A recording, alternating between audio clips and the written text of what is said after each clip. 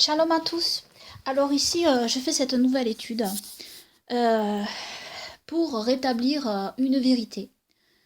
Une vérité concernant la crucifixion, donc, dans les Saintes Écritures, et pour établir la vérité de qui, en fait, a fait crucifier notre Seigneur Sauveur Yahushua.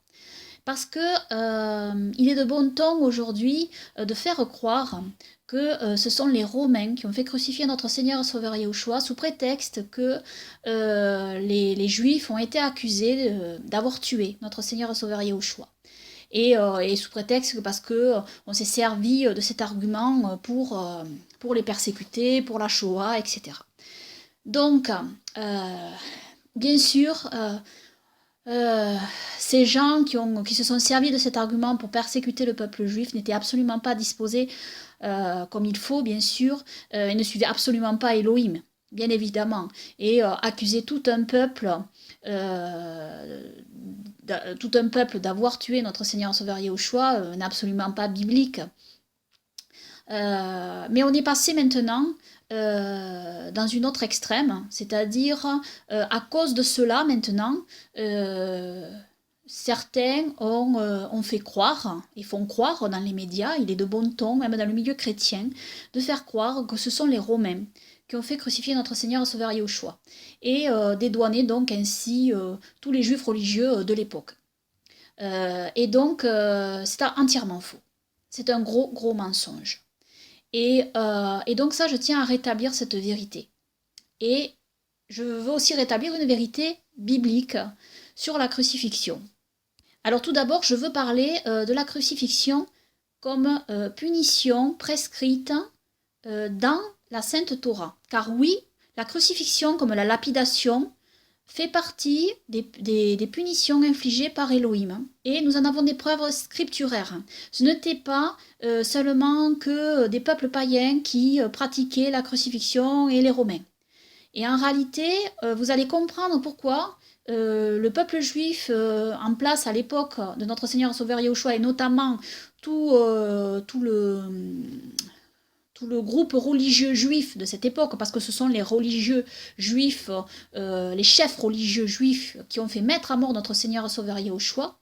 C'est véritablement cela, hein, ce qui a donné aujourd'hui les juifs rabbiniques aujourd'hui. Hein.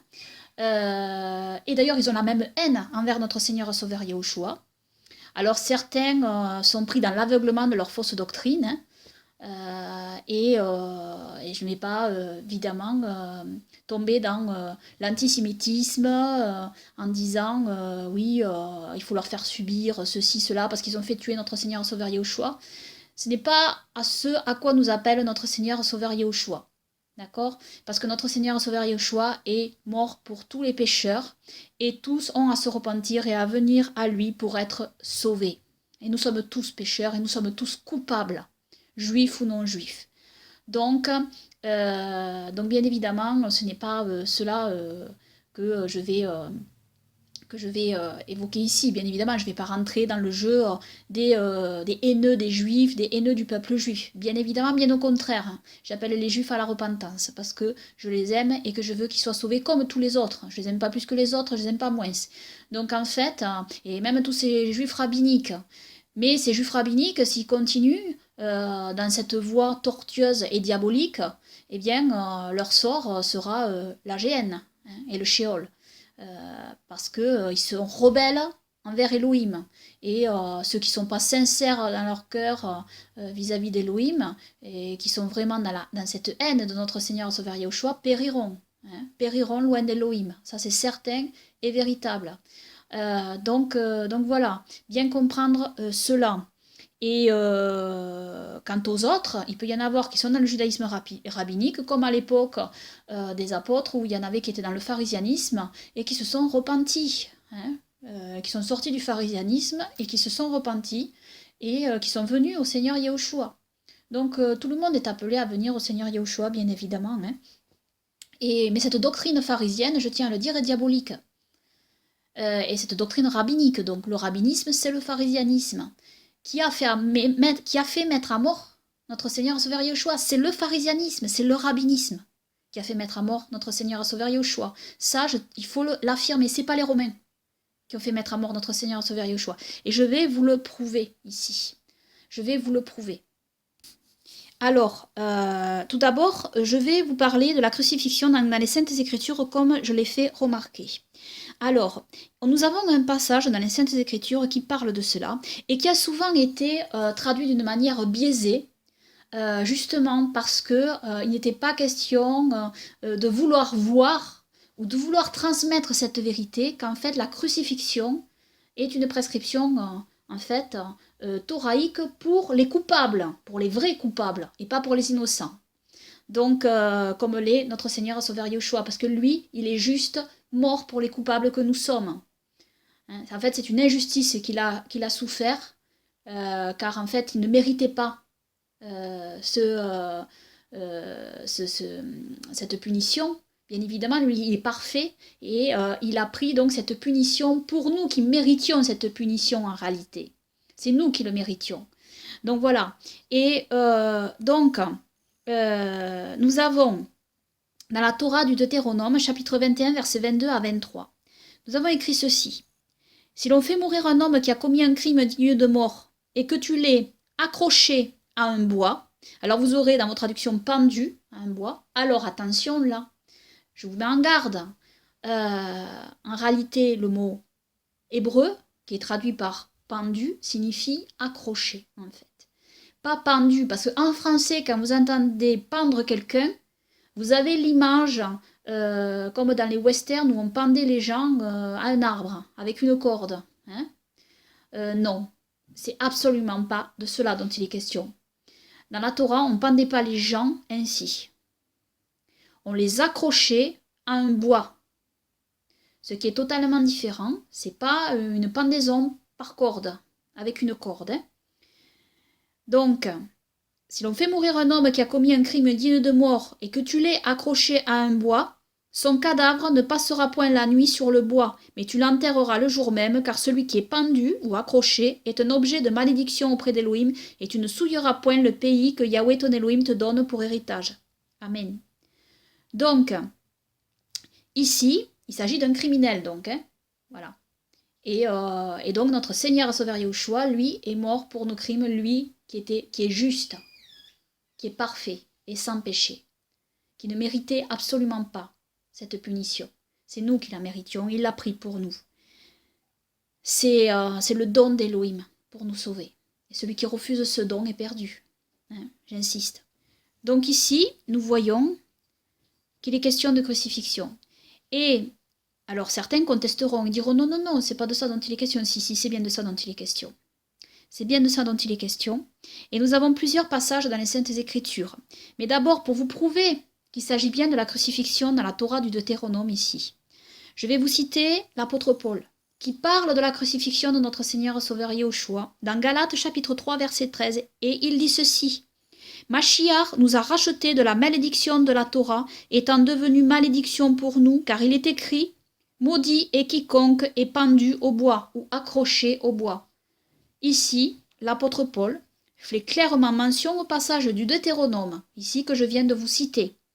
Et il fait mention de ce passage du Deutéronome en parlant clairement de la crucifixion de notre Seigneur et Sauveur Yeshua. Donc il n'y a aucun doute quant au fait que le passage du Deutéronome parle bien d'une crucifixion. Alors je vais rentrer dans les détails ici.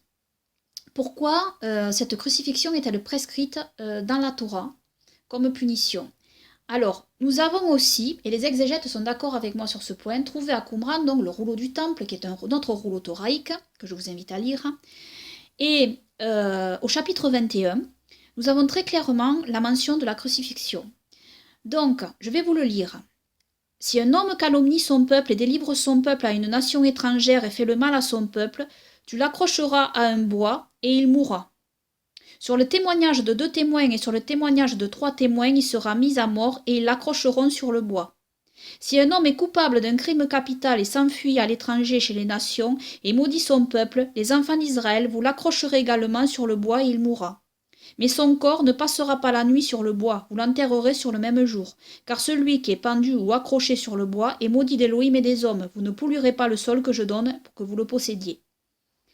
Donc, ici, il est clairement question de la crucifixion. Et tous les exégètes s'accordent sur ce point.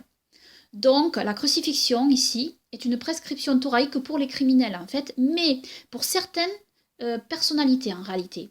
Quand on lit le passage ici, c'est pas pour tous les cas, parce que souvent dans la Torah, il est prescrit la lapidation, parfois brûlé par le feu dans certains cas. Alors brûlé par le feu, normalement, c'est en fait, d'abord les personnes sont mises à mort, lapidées, et puis ensuite leurs corps sont brûlés. Pourquoi leurs corps sont brûlés? Parce que pour certains péchés, en fait, parce qu'il faut savoir que le corps, normalement, n'est pas brûlé, n'est pas incinéré, mais gardé. Et là, ici, il y a une symbolique de brûler le corps pour certains types de péchés. Donc voilà, c'est un symbole aussi, le fait de parfois brûler le corps dans la Torah. Mais c'est pour certains types de péchés, revoir la Torah donc. Et c'est surtout la lapidation qu'on retrouve le plus dans la Torah. Mais ici, la crucifixion est aussi mentionnée, comme on peut le voir ici, et comme on le voit dans le Deutéronome, et comme elle a été pratiquée, comme je vais le citer, par Josué. Et aussi, nous avons ce fait dans le livre de Samuel, avec les Gabaonites, que je vais aussi vous citer. Donc on voit, et aussi dans le livre d'Esther. Je vais vous citer tout cela. Mais d'abord, si on reprend bien la cause donc, de la condamnation d'un homme à la crucifixion, on voit que c'est si un homme calomnie son peuple et délivre son peuple à une nation étrangère. Voilà. Ou alors si un homme est coupable d'un crime capital et s'enfuit chez les nations et maudit son peuple. Les enfants d'Israël, vous l'accrocherez également sur le bois et il mourra. Donc voilà, c'est vraiment en réalité un crime, quand on le lit, un crime de trahison envers la nation en fait. C'est-à-dire la crucifixion là ici est prescrite pour les cas de trahison envers la nation, le peuple d'Israël. Et apparemment donc cette condamnation est donnée pour exposer le corps de cette personne qui est traître à la nation d'Israël, donc à la Torah d'Élohim et donc à Élohim, aux yeux du peuple en fait. Et ce qui ressort, c'est que dans le livre de Josué, ce qui ressort, donc au chapitre 10 du livre de Josué, nous avons nous avons à partir du verset 12. Alors Josué parla à Yahweh, le jour où Yahweh livra les Amoréens aux enfants d'Israël, et il dit en présence d'Israël, Soleil, arrête-toi sur Gabaon, et toi lune sur la vallée d'Ajalon. Et le soleil s'arrêta, et la lune suspendit sans course, jusqu'à ce que la nation eût tiré vengeance de ses ennemis. Cela n'était-il pas écrit dans le livre du juste? Le soleil s'arrêta au milieu du ciel et ne se hâta point de se coucher presque tout un jour. Il n'y a point eu de jour comme celui-là, ni avant ni après, où Yahweh ait écouté la voix d'un homme, car Yahweh combattait pour Israël. Et Josué et tout Israël avec lui retourna au camp à Gilgal. Les 5 rois s'enfuirent et se cachèrent dans une caverne à Makeda. On le rapporta à Josué en disant, les 5 rois se trouvent cachés dans une caverne à Makeda. Josué dit, roulez de grosses pierres à l'entrée de la caverne et mettez-y des hommes pour les garder. Et vous ne vous arrêtez pas, poursuivez vos ennemis et attaquez-les par derrière, ne les laissez pas entrer dans leur ville, car Yahweh votre Elohim les a livrés entre vos mains. Après que Josué et les enfants d'Israël leur eurent fait éprouver une très grande défaite et les eurent complètement battus, ceux qui purent échapper se sauvèrent dans les villes fortifiées et tout le peuple revint tranquillement au camp vers Josué à Makeda, sans que personne remuât sa langue contre les enfants d'Israël. Josué dit alors, ouvrez l'entrée de la caverne, faites-en sortir ces 5 rois et amenez-les-moi. Ils firent ainsi et lui amenèrent les 5 rois qu'ils avaient fait sortir de la caverne, le roi de Jérusalem, le roi d'Hébron, le roi de Jarmout, le roi de Lachis, le roi d'Églon. Lorsqu'ils eurent amené ces rois devant Josué, Josué appela tous les hommes d'Israël et dit aux chefs des gens de guerre qui avaient marché avec lui, approchez-vous, mettez vos pieds sur les coups de ces rois. Ils s'approchèrent et y mirent les pieds sur leurs coups. Josué leur dit, ne craignez point et ne vous effrayez point, fortifiez-vous et ayez du courage, car c'est ainsi que Yahweh traitera tous vos ennemis contre lesquels vous combattez. Après cela, Josué les frappa et les fit mourir, il les accrocha à 5 bois, et ils restèrent accrochés au bois jusqu'au soir. Vers le coucher du soleil, Josué ordonna qu'on les descendît des arbres, des bois, et on les jeta dans la caverne où ils s'étaient cachés, et l'ont mis à l'entrée de la caverne de grosses pierres qui y sont demeurées jusqu'à ce jour. Alors vous avez souvent le mot arbre qui est traduit, hein, comme j'ai lu là en dernier. Et en réalité, c'est le mot bois. Hein, c'est le mot bois. Donc c'est vraiment, ça fait vraiment référence à la crucifixion, accrochée au bois, comme dans Deutéronome. Exactement pareil. Et donc il s'agit vraiment, Josué a fait mettre à mort ces 5 rois par crucifixion. Ce qui peut paraître très dur, mais en réalité, au vu de ce que ces rois voulaient faire au peuple d'Israël, ce n'est pas, c'est une punition juste en réalité, pour que le peuple d'Israël voit qu'Élohim en fait leur fait justice. Il faut savoir que ces gens-là voulaient annihiler le peuple d'Israël dans son intégralité et le détruire dans sa totalité. Tout comme Hitler a essayé de le faire avec le peuple juif, etc. C'est des gens de cette sorte-là, comme Aman, comme je vais en parler, hein, dans le livre d'Esther également. Donc, c'est vraiment des gens qui, comme dans la Torah du Temple, c'est comme c'est indiqué dans la Torah du Temple, ce sont des gens qui fomentent une destruction totale du peuple en partant à l'étranger, en fait. Ils se liguent contre le peuple d'Israël et veulent sa destruction, essayent de le détruire et d'annihiler le peuple d'Israël. Et donc c'est ces gens-là qui sont condamnés à la crucifixion dans les Saintes Écritures, c'est du moins comme ça que moi je le comprends. Et donc dans le passage de 2 Samuel, on voit aussi ce passage avec les Gabaonites.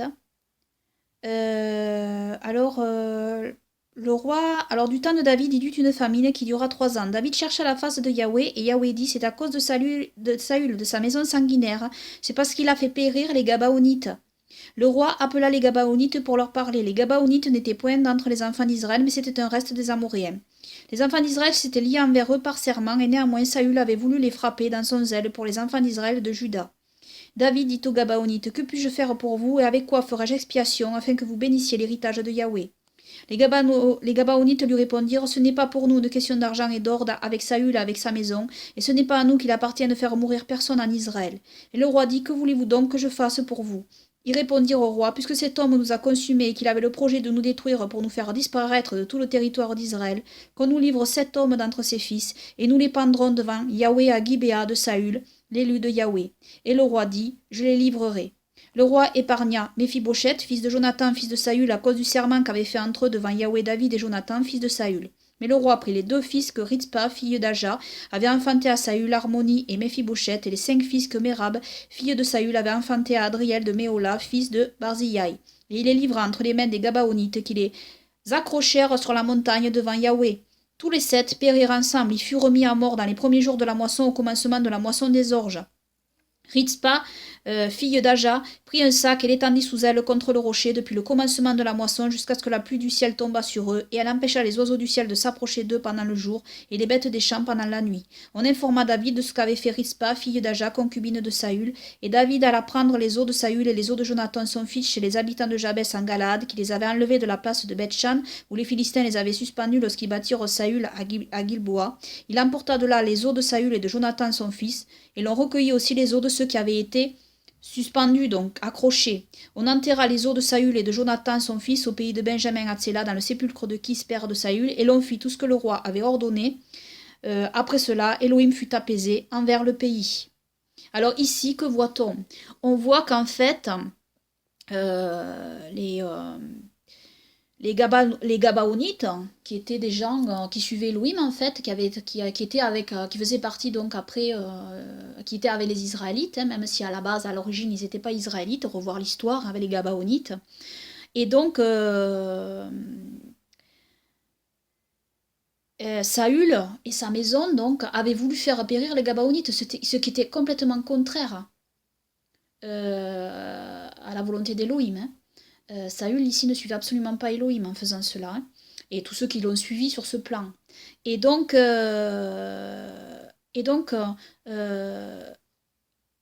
les fils, donc des fils de la maison de Saül, donc, ont été livrés aux Gabaonites, qui étaient coupables de crimes, hein, et donc ont été crucifiés. Donc. Et donc, ce crime, donc, cette punition de la crucifixion, elle est pratiquée donc, par les Israélites pour des cas bien précis de trahison et de vouloir donc détruire un peuple entier, en fait. C'est ce qu'on lit dans la Torah du Temple aussi, quand un homme donc s'en va vers une nation étrangère et veut détruire un peuple en réalité entier. Et j'en viens donc au livre d'Esther aussi. J'en viens donc au livre d'Esther. Que lisons-nous dans le livre d'Esther? Esther chapitre 8 verset 7. Le roi Assuérus dit à la reine Esther et au juif Mardochée, voici, j'ai donné à Esther la maison d'Aman et il a été pendu, accroché au bois pour avoir étendu la main contre les juifs. Les mêmes punitions en fait pour la maison d'Aman, hein, la même punition de la crucifixion donc a été infligée à la maison d'Aman. Pourquoi? Parce que la maison d'Aman a voulu détruire le peuple juif. La crucifixion, vraiment, c'est une punition prescrite par Elohim dans la Torah quand un homme et des hommes veulent s'attaquer à la nation d'Israël tout entière et la détruire. Ont pour but de détruire la maison d'Israël en entier, en intégralité. Et donc, il s'agit souvent de chefs militaires, d'organisateurs, en fait, qui sont exposés, qui sont les instigateurs de la destruction, en fait, du peuple d'Israël, et qui sont donc exposés au peuple, qui sont exposés devant le peuple, et qui meurent ainsi exposés devant le peuple, en fait. Et donc voilà pourquoi cette punition dans la Torah, qui peut paraître dure, mais en réalité, elle n'est pas dure au regard des crimes que ces gens-là ont voulu commettre envers tout le peuple d'Israël, c'est-à-dire vouloir éradiquer le peuple d'Israël en intégralité. Donc voilà pourquoi cette punition de la crucifixion est prescrite dans la Sainte Torah. Et ça, je trouve que c'est important à dire. Et donc là maintenant, on en vient à la perversion en fait du pharisianisme et des pharisiens au temps de notre Seigneur et Sauveur Yahushua et des Sadducéens aussi, de toute cette cour corrompue à l'époque de notre Seigneur et Sauveur Yahushua, qui se sont servis de ces passages de la Torah pour crucifier le Mashiach, notre Seigneur et Sauveur, le Roi des Rois, Elohim incarné en chair, dans la chair d'un homme venu pour nous sauver de nos péchés. Qui faisait le bien, qui guérissait les gens, qui ramenait les gens vers la Torah, voilà, le Fils d'Élohim incarné, ils l'ont crucifié et ils l'ont traité comme un traître à la nation d'Israël. Ils l'ont traité comme quelqu'un qui voulait détruire la nation d'Israël, alors que lui, il est venu pour la sauver, cette nation. Et ça, et donc voilà, faut bien comprendre la crucifixion, donc, pour voir comment ces religieux de l'époque s'en sont servis. Et alors, Elohim s'est servi de la méchanceté de ces gens, de ces religieux en place, pour amener donc ce sacrifice, c'est-à-dire le sacrifice de son fils unique engendré, pour mourir sur le bois à notre place. À notre place. Parce que cette mort qu'il a subie, cette mort injuste qu'il a subie, c'est nous qui aurions dû la subir. C'est nous qui sommes en réalité des pécheurs. C'est nous qui, par notre péché, en fait,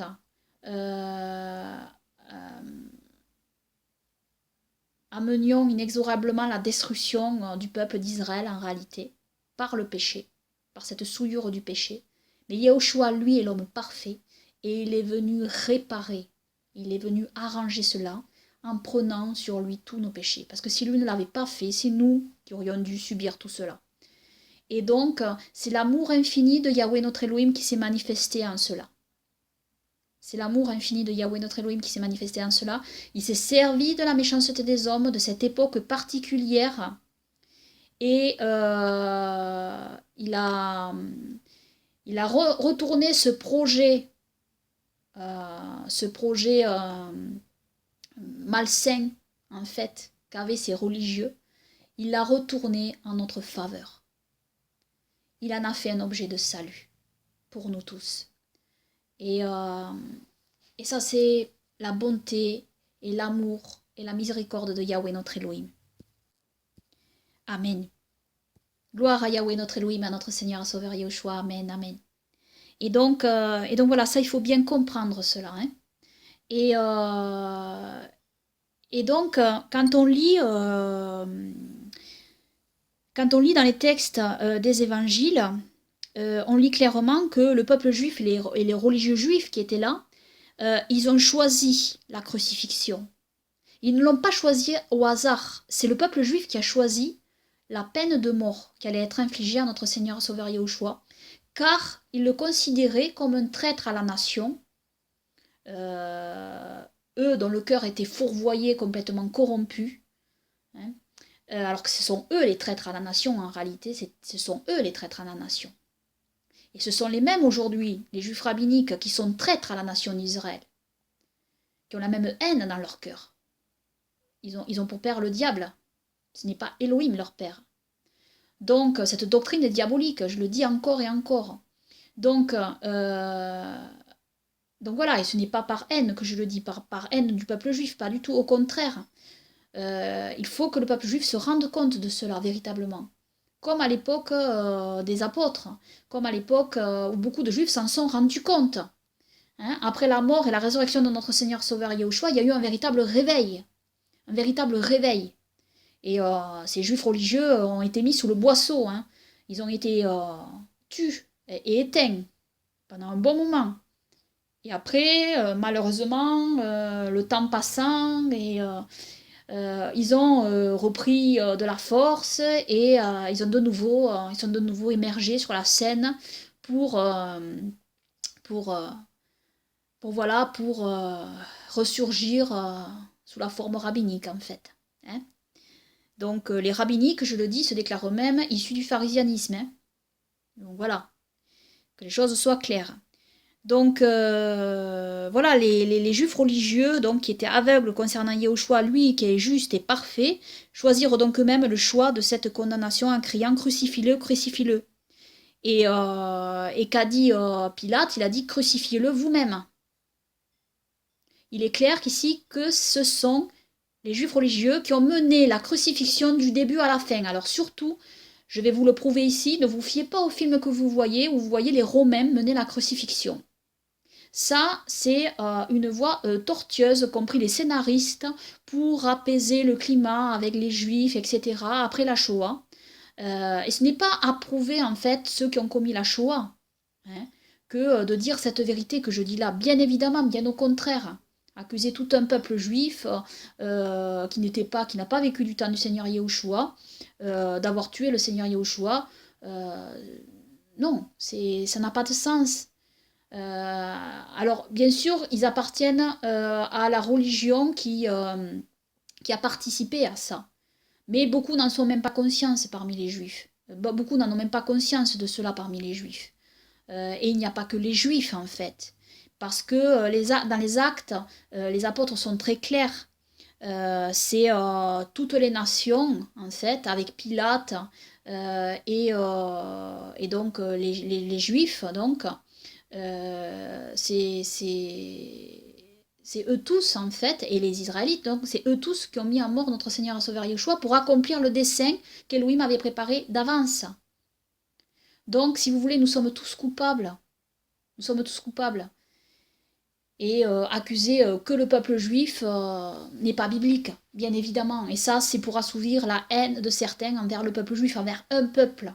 Hein. Ils ne se regardent pas eux-mêmes dans une glace. Parce que eux aussi, en fait, ils sont aussi corrompus que le peuple juif qui a fait mettre à mort notre Seigneur et Sauveur Yahushua pour agir de la sorte. Parce que c'est bien oublié, bien vite, que tous les apôtres étaient juifs, que notre Seigneur et Sauveur Yahushua est juif. Donc voilà, ceci est extrêmement important à comprendre. Mais ce n'est pas une raison pour dévoyer en fait les faits. Et pour dédouaner cette religion diabolique qu'est le pharisianisme et le rabbinisme, qui est la même en réalité. Le rabbinisme d'aujourd'hui est le même que le pharisianisme qui a fait mettre à mort notre Seigneur et Sauveur Yeshua. Ils ont le même état d'esprit et ils seraient prêts aussi à le faire remettre à mort aujourd'hui. Donc ils ont exactement le même état d'esprit. Et on retrouve ce même état d'esprit chez les islamistes aussi. C'est exactement le même état d'esprit. Ce n'est pas un état d'esprit qui vient d'Elohim du tout. Donc, et je vais vous prouver donc que c'est bien les pharisiens et les sadducéens et absolument pas les romains qui ont fait mettre à mort notre Seigneur et Sauveur Yahushua. C'est très très très très clair ici. Hein.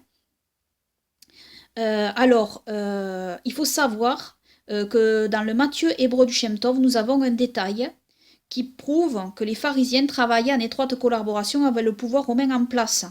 Et tous les récits des évangiles le prouvent. Nous avons Matthieu chapitre 8, versets 8 à 9 du Shem Tov. Et le centenier répondit, lui dit, Seigneur, il n'est pas approprié ou je ne suis pas digne que tu viennes sous mon toit, mais décrète en disant, et il guérira. Car je suis un homme pécheur, et étant du gouvernement, j'ai sous ma main les pérochim, c'est-à-dire les pharisiens, et les chevaux et les cavaliers, et je dis au suivant de ne pas aller, et il ne vient pas, et de venir, et il vient. Et à mon serviteur fait cela, et il le fait. Donc, ce que nous lisons ici dans le Matthieu du Shem Tov, que nous n'avons pas dans le Matthieu grec, c'est les pérochim, c'est-à-dire les pharisiens étaient au service de ce centenier, et aussi du gouvernement, donc sous autorité hérodienne. Ça, il faut bien le savoir, parce qu'il faut comprendre comment les choses étaient. Les Romains déléguaient tout le pouvoir, en fait, en place aux Juifs en place. Ils leur déléguaient. Les Juifs avaient leur tribunal, il y avait toujours le Sanhédrin, etc. Et c'est eux qui jugeaient les affaires, leurs propres affaires. Ils devaient bien sûr passer à un moment donné par les Romains, mais les Romains déléguaient après aux Juifs et leur confiaient leurs propres affaires et qui s'occupent de leurs propres affaires. C'est ainsi que les Romains géraient. Il faut voir pourquoi les Romains se sont installés en Judée, etc. C'est à l'époque des Maccabées. C'était en fait, les Juifs se sont placés sous protectorat romain contre les autres nations, parce que les autres nations, les Grecs notamment, n'arrêtaient pas de les envahir et ne les laissaient pas pratiquer le culte librement, en fait, leur foi librement. Tandis que les Romains laissaient les pays dans lesquels ils étaient pratiquer leur culte et leur religion. C'était comme ça que les Romains géraient. Par contre, ils prenaient des impôts. Donc voilà, il faut bien comprendre le contexte historique. Et nous avons bien confirmation aussi dans les passages des évangiles dans Marc chapitre 3 verset 6. Les pharisiens sortirent et se consultèrent aussi avec les Hérodiens sur les moyens de le faire périr. Ils voulaient donc faire périr notre Seigneur et Sauveur Yahushua. Nous avons Marc 12, 13. Ils envoyèrent auprès de Yahushua quelques-uns des pharisiens et des Hérodiens afin de le prendre au piège de ses propres paroles. Donc on voit bien que les pharisiens et les hérodiens travaillent main dans la main. D'accord ? Les pharisiens, c'est le pouvoir en place à cette époque-là. C'est le pouvoir, c'est les politiques en place, c'est les chefs politiques, c'est eux qui ont le pouvoir, les pharisiens à cette époque-là. Ne pas percevoir cela, c'est ne pas percevoir ni l'histoire, ni la réalité historique, ni la réalité des Saintes Écritures. Ils voulurent faire périr notre Seigneur et Sauveur Yahushua, c'est clair. Jean, chapitre 18, verset 3. Judas prit donc la cohorte et des gardes envoyés par les principaux sacrificateurs et par les pharisiens, et s'y rendit avec des torches, des lanternes et des armes. Ici, Judas se rend au jardin de Gethsémanée avec des gardes. Ils avaient leurs soldats. Les principaux sacrificateurs et les pharisiens n'avaient pas des soldats romains. Ils avaient leur propre cohorte, avec leurs propres cavaliers, leurs propres chevaux et leurs propres soldats.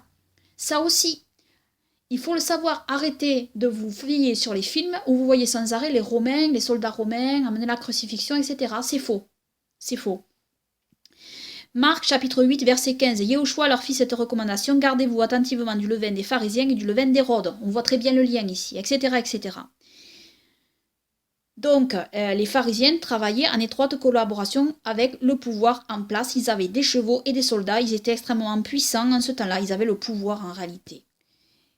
Et Rome, c'était pour tout ce qui était administratif, pour certaines choses, il fallait aussi passer par Rome. Mais après, Rome déléguait et c'était eux qui géraient les affaires, leurs affaires. Alors, l'apôtre Pierre, s'adressant aux Juifs et aux habitants de Jérusalem, leur a dit, acte 2, 23 à 24, ce Yahushua livré par la volonté déterminée et selon la prescience d'Élohim, vous l'avez pris, et l'ayant attaché à la croix par les mains des iniques, vous l'avez fait mourir. Mais Élohim l'a ressuscité, ayant rompu les liens de la mort, parce qu'il n'était pas possible qu'il fût retenu par elle. Amen. Alors, nier cette vérité est devenu répandu après la Shoah, je le dis, sous prétexte que les Juifs ont été persécutés avec notamment pour motif celui d'avoir fait tuer le Seigneur et Sauveur Yahushua. Donc c'est une accusation sans fondement que d'accuser tout un peuple sans distinction des cœurs. De plus, en oubliant bien sûr que le message et le salut du Seigneur Yahushua nous a aussi été communiqué par des Juifs. Donc ça, c'est oublier aussi un pan de l'histoire. Et ne pas oublier non plus que l'apôtre Pierre a dit, Actes chapitre 4, versets 26 à 28, les rois de la terre se sont levés et les princes se sont assemblés contre le Seigneur et contre son Mashiach.